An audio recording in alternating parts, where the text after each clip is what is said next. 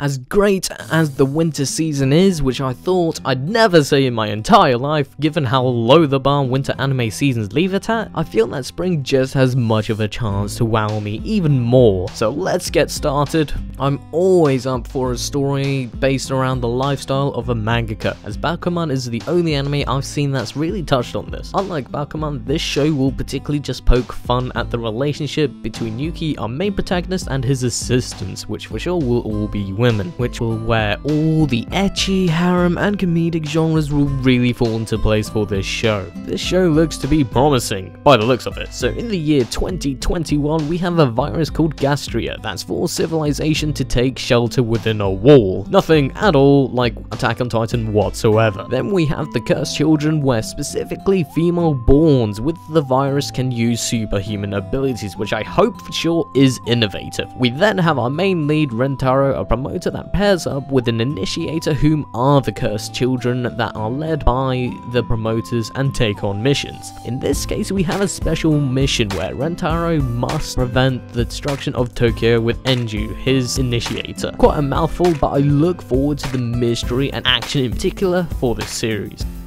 What can I say about this? I very much enjoyed the first season and its characters, so hopefully this season has a lot more in-depth with that plot. Yeah, you know what I'm talking about, people. We all know what I'm talking about. I am very skeptical of this show in particular, especially with that Yuri genre attached on here, in which I feel will perhaps dominate most of this show than the action, which is what really concerns me, not the fact that it's just a Yuri genre. Heck, I'm all up for lesbian love. We need more of that, seriously. Well, anyway, I was hoping for there to be some horror thrown in, but maybe this anime may prove me wrong. I hope. No game, no life. This show for me in particular seems very appealing with its art. What's unique about this is we have two NEETs that get summoned to an alternate universe by God to take part in games which ultimately decide everything in this world. Quite like Mondachi, Tachi, Kara, Kuru, Usagi, Udesio. I hope I got that right. So this anime for me, I think, has a strong entertainment value, especially with the ecchi, so I can imagine the awkward incest moments that I reckon will most likely occur between brother and sister, so prepare for the Oni-chan moments. This show for me seems quite similar to High School DxD with its main protagonist,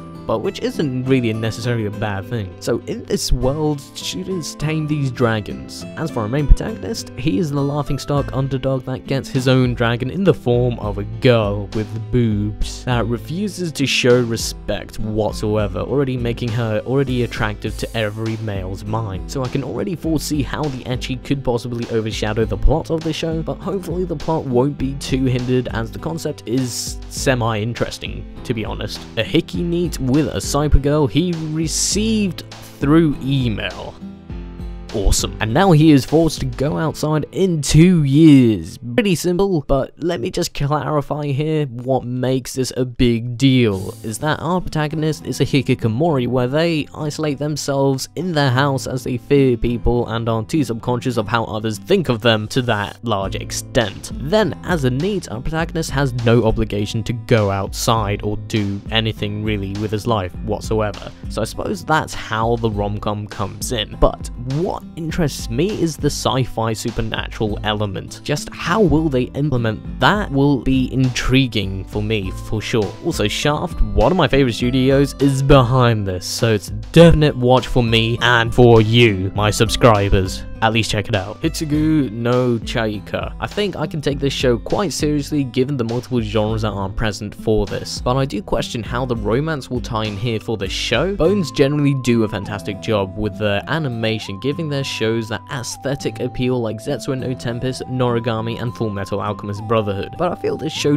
doesn't really reel me in as much as the other shows, but has the potential to amaze me, especially how it's a shonen, which could invite some awesome battles. Sports anime, why not? Especially with production IG behind this, I cannot pass this up. The plot of the show is quite interesting, as it is based on the story of revenge, and so I cannot wait to see how the anime exaggerates that intensity of slapping balls with your hands.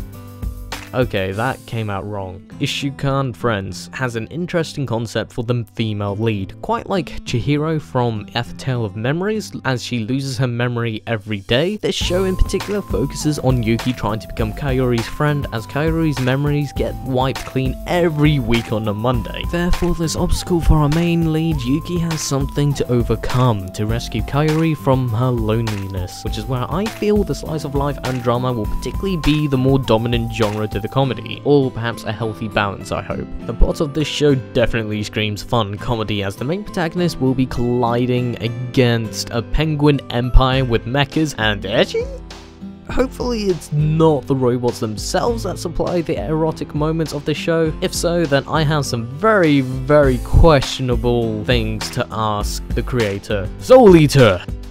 Not. Pretty much a prequel slash spin-off to Soul Eater before we saw Kid, Maka and Blackstar, so I look forward to seeing Soul Eater again at a completely different angle. I highly doubt the animation will look much different from Soul Eater, but not necessarily bad. Despite this show eye candy-like exterior, I am looking forward to seeing these cute girls participating in this psychological game, as the themes of this show are reeling me in, with the main theme focusing on hope, desire and greed, and kind of give me that same familiar vibe with Daybreak Illusion in some sense. Attractive Mahou Shoujo girls. Why not? This show has quite a similar plot like Sakura So, just minus the crazy roommates, and all we have are nothing but oddly perverted high school students. The story revolves around a guy that wants to get with his senpai, whom happens to be his love interest. Yum yum yum. What's interesting about this harem rom-com for me is that the main protagonist's ability to foresee future events unwillingly is quite intriguing, quite like Nokami, which will open quite a lot of awkward comedic and ecchi moments with this harem taking place. This show has a massive description, so pretty much what we have here is an older woman that can control rainfall that's thrown together with her future fiance, a dreadful king who conquered the world in 3 years, and is slightly younger than her. I haven't watched practically hardly any shoujo series, but I'm willing to give this one a shot, even though Studio Pirate is animating this. I am definitely looking forward to what they can do with a shoujo series. Seriously, this show has a serious setup of a guy that's carrying out a promise of a deceased childhood friend that he let die. How dark. So he is pretty much focused on discovering the existence of aliens. I've never really seen a plot quite like that, really. And so then he meets a girl that looks like his dead friend that has ran away from a research lab and is an Esper. So pretty much I get this feeling that already this girl is quite likely the childhood friend that was perhaps either rescued or abducted by these aliens in some way. Just a rough guess on my end, but I am interested to see how this mystery unfolds. Another Bones show making its debut as an original anime with no adaptation. This is created by the same team that did Star Driver, which I enjoyed quite thoroughly. Therefore I'm quite open to mechas like this, so why not give it a shot, especially as it's an original anime. So we need some more encouragement in the industry for anime studios to come up with their own story once in a while. JoJo Season 3. One of my favorite shows is making its comeback. How can I not be excited and thrilled for this? This for sure is my most highly anticipated show, followed by Data Live, Black Bullet, Mekaku City, Actors, and Haikyuu. Now I pose you guys a question on what you are highly anticipating for this spring 2014, and what will you guys be checking out? Let me know down below in the comments, and I look forward to reading them. And please rape that like button down below, you horny bastards, and share this video to let people know spring is finally on its way. Judging by the whole spring catalog of anime, you might want to get all that lube out, because this particular season seems to be dominated by the ecchi, harem, and rom-com. Bones is really stepping up their game for 2014. I mean, they released an anime for winter, Noragami, and they've released like 3 or 4 so anime this spring, so I cannot wait to see what Bones can really do this year to amaze us. Hopefully they can bring out an anime of the year candidate. And yeah, I think I'll leave it at that. Feel free to harass me on Hummingbird or Twitter, or perhaps both if you love me that